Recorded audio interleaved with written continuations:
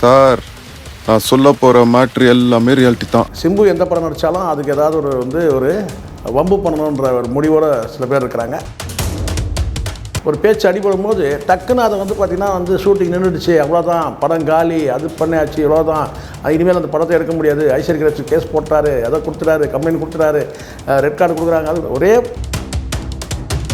இப்போ ஏதோ சிம்பு மோசடி பண்ணிட்டாரு, படத்தில் நடிச்சு கொடுக்காம கேட்டால் பணத்தை திருப்பியும் தர மாட்டேங்கிறாரு, அட்வான்ஸ் வாங்கிட்டு. உள்ளபடியே சிம்புக்கு பார்த்திங்கன்னா நீங்கள் ப்ரொமோட் பண்ணுங்க, பண்ணாமல் போங்க. ஆனால் டேமேஜ் ஆகாத இருக்கணும்னா சரியான நபர்கள் சிம்பு துணைக்கு வச்சுக்கணும். அப்போ தான் மீடியா பர்சன்கிட்ட சரியான தகவல் போகணும். என்ன நடக்குது, ஐஸ்வர்யா கணேஷ் என்ன பண்ணுறாரு, சிம்பு என்ன சொல்கிறார், பதில் சொல்கிறாரு, இந்த பிரச்சனை என்ன, அரசன் படம் வருமா வராதா, அரசன் படம் வருமா வராதா, ட்ராப்னு சொல்லி பேசிட்டு இருக்கும்போது அப்போது படத்தை பற்றியாவது சொல்லணும்ல. படத்தோட நிலைமை என்ன, நீங்கள் குறுக்கல் வாங்கல என்னவோ நீங்கள் இப்போ பண்ணுங்கள், நீங்கள் எகிரி அடிக்கிறீங்க, அவர் தெரிச்சு ஓடுறாரு. எங்கள் வேலையை நாங்கள் பார்த்துக்குறோம், உங்கள் வேலைக்கு லேட்டாக போய் இன்னும் 2 வருஷம் எக்ஸ்ட்ரா போட்டுற போகிறாங்க அவங்கள. ஆடுகளம் சினிமா நேயர்களுக்கு என் அன்பான வணக்கம். அரசன் பட பஞ்சாயத்துலாம் ஓரளவுக்கு நல்லபடியாக முடிஞ்சிடுச்சு. அதனால் சிம்புவின் எதிர்ப்பாளர்கள் உள்ளபடியே கவலை அடைஞ்சிருக்கிறாங்கன்னு தான் நினைக்கிறேன். சிம்புவுக்கு ஏதாவது ஒரு தடை வராதா, கொஞ்சம் சந்தோஷமாக இருக்கலாமேன்னு நினைக்கக்கூடிய நிறைய பேர் சினிமாவில் இருக்கிறாங்கன்ற தகவல் எனக்கு கிடச்சிருக்கு. அதற்காகத்தான் இந்த காணொலியை தவிர வேறு எந்த உள்நோக்கமும் கிடையாது. என்னுடைய காணொலி எதுக்குமே உள்நோக்கம் கிடையாது, இதுலேயும் நான் எந்த உள்நோக்கமும் கிடையாது. அரசன் படம் மிகப்பெரிய அளவில் பேசப்படுது. வெற்றிமாறன் இயக்கத்தில் தானு தயாரிப்பில் சிம்பு அவர்கள் நடிக்கிறாங்கன்னா மிகப்பெரிய எதிர்பார்ப்பு இருக்குது. ஸோ விஜய் சேதுபதி நடிக்கிறாரு, யோகி பாபு நடிக்கிறாரு, இப்படி பரவலாக நிறைய தகவல் இருக்குது. மிகப்பெரிய எதிர்பார்ப்பு இருக்குங்க. எப்படி வட சென்னைக்கு ஒரு எதிர்பார்ப்பு எப்படி இருந்தோ அந்த மாதிரி மிகப்பெரிய எதிர்பார்ப்பு இருக்குது. அமீரும் கூட ஒரு அந்த படத்தில் ஒரு ரோல் பண்ணுறாரு, தகவல்லாம் இருக்குது, உங்களுக்கு தெரியும். அப்படி இருக்கும்போது இந்த படத்தை எப்போவுமே சிம்புவுக்கு பார்த்திங்கன்னா பெரிய அளவில் பேசணும்னா அந்த படத்தை ஏதாவது ஒரு வகையில் முடக்கலாம்னு ஒரு முயற்சி நடக்கும்.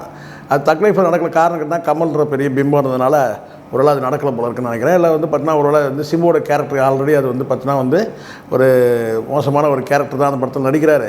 அதனால் அதை நம்ம கண்டுக்க வேணால் விட்டாங்க போல இருக்குன்னு நினைக்கிறேன். ஒரு வேளை சிம்பு எந்த படம் நடித்தாலும் அதுக்கு ஏதாவது ஒரு வம்பு பண்ணணுன்ற ஒரு முடிவோடு சில பேர் இருக்கிறாங்க. இப்போது பார்த்திங்கன்னா ஏற்கனவே ஊற வைக்கப்பட்ட ஒரு பிரச்சனை என்னென்னு கேட்டால், அந்த ஐஸ்வர்யா கணேஷனுடைய அந்த வெந்து தனிந்த காடு அந்த படத்துக்கு பிறகு ஓட்ட அக்ரிமெண்ட்டு, இதெல்லாம் ரொம்ப புளிச்சு போன விஷயம் சொல்லுவாங்களே, ரொம்ப ஓல்டு மேட்ரு இது. அது அவங்களுக்குள்ள அந்த பிரச்சனை இருக்கிறதுக்கிட்ட அதை முறைப்படி அதை எப்படி அணுகணுமோ அதை அப்படி அணுகி தீர்த்துக்கிட்டு இருக்கணும். ஆனால் அந்த படம் புதுசாக படம் புக் பண்ணும்போது தான் அப்போ தான் அதுவும் ஷூட்டிங் வரைக்கும் கூட பேசாமல் வந்துடுவாங்க. ஷூட்டிங் ரன் ஆகும்போது தான் ஏதாவது ஒரு குந்தகத்தை ஏற்படுத்துறதுன்றதை பார்த்துருக்குறோம். இதெல்லாம் ஒரு உள்நோக்கம், இதுதான் உள்நோக்கம்ன்றது. நீங்கள் படம் பூஜைலாம் போகிறதுக்கு முன்னாடியே இதெல்லாம் பேசி என்னன்றதை பைசல் பண்ணிக்கணும், சட்ட ரீதியாக கூட தீர்த்துக்கணும். ஆனால் படம் பூஜை போட்டு மிகப்பெரிய எதிர்பார்ப்பு இருக்கும்போது அப்போ பார்த்தீங்கன்னா ஷூட்டிங்கை நிறுத்துறது, அது மூலமாக பெரிய அளவில் பேசப்படுறது, நெருக்கடி கொடுக்குறது, இது எப்போவுமே ஒரு உள்நோக்கம் வாய்ந்ததாக இருக்குதுன்றது தான் என்னுடைய பார்வை. அது பார்த்திங்கன்னா சிம்பு பார்த்திங்கன்னா வருத்தத்தில் இருக்கிறதும் கவலைப்படுறதும் பார்த்து சந்தோஷப்படக்கூடிய ஒரு சேடிஸ்ட் மனப்பான்மை தான் நான் சொல்கிறேன். இது ஒரு பொதுவான கருத்து.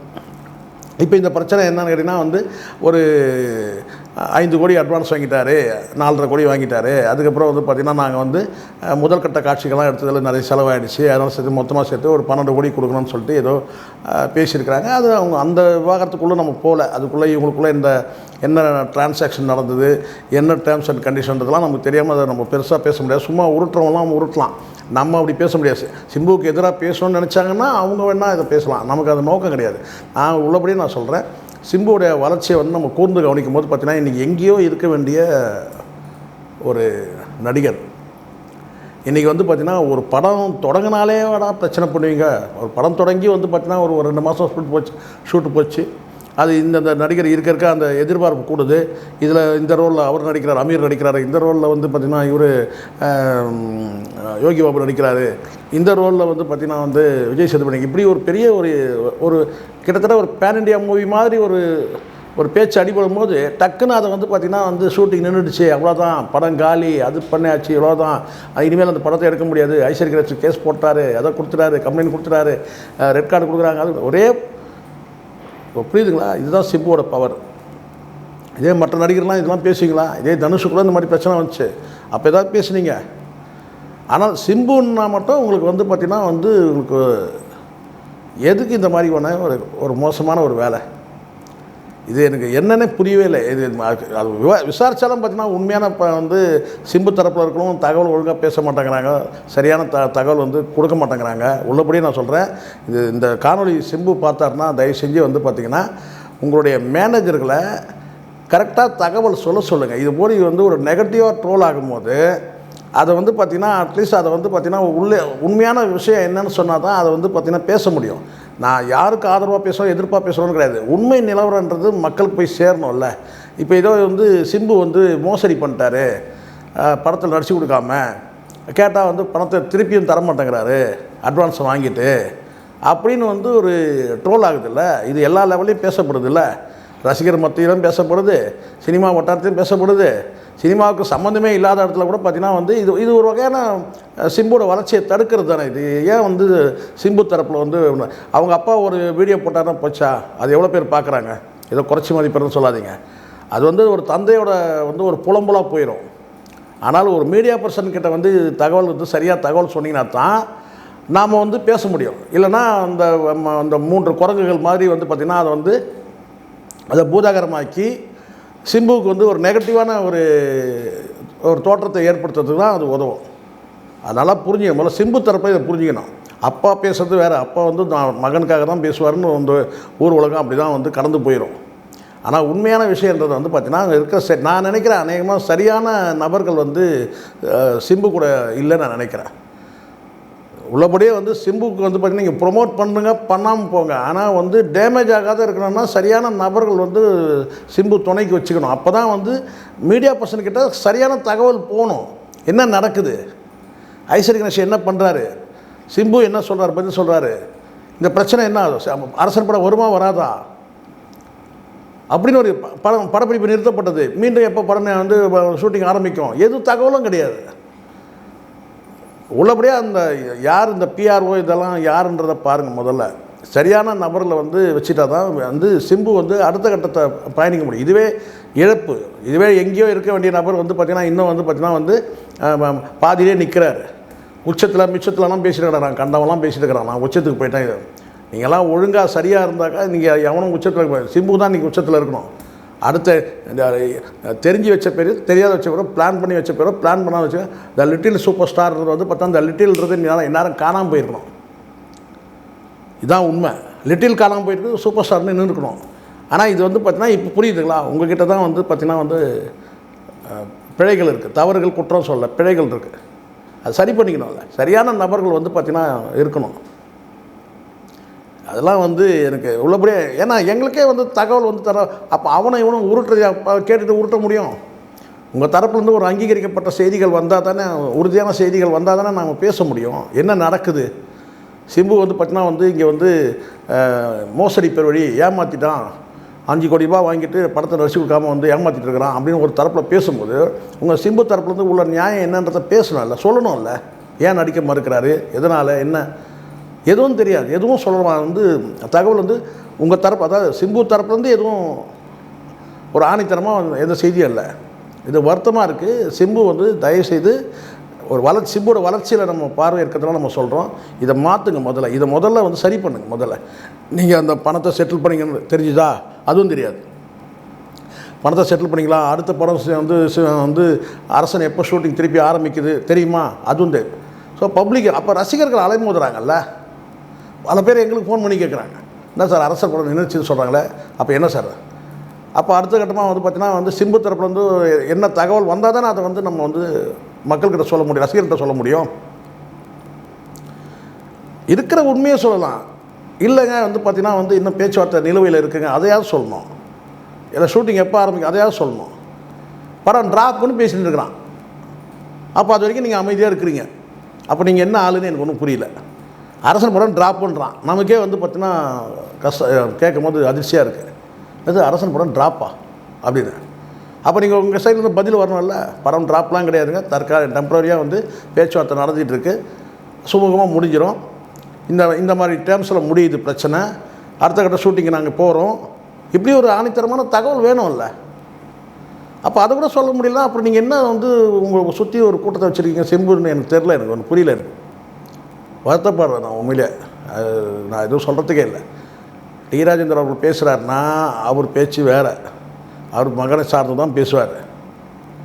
அவர் பேசுகிறது வேறு. அவர் வந்து ஒரு தனியாக ஒரு யூடியூப் வச்சுக்கலாம், அவர் பேசுகிறது வேறு. நான் அதை வந்து அவர் பேசுகிறது சரி தப்பு அதெல்லாம் சொல்லலை.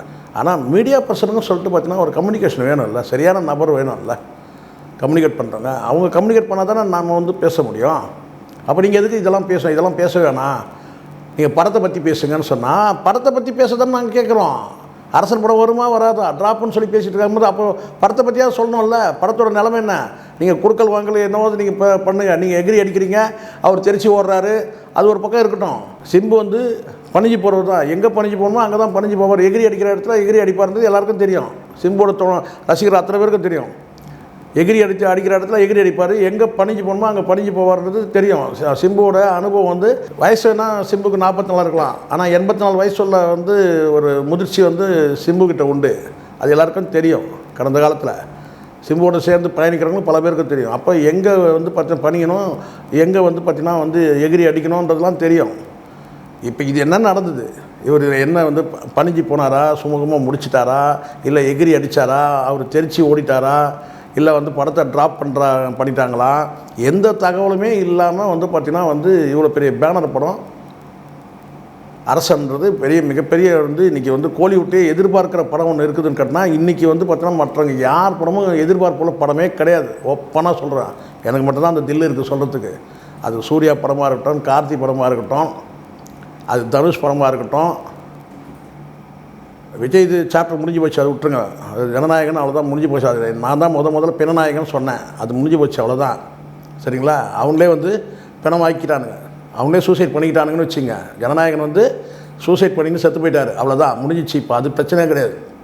நான் தான் சொன்னேன் முதல்ல ஜனநாயகன் வரும்போது அது பிணநாயகன் சொன்னேன், அதுதான் முடிஞ்சிச்சு.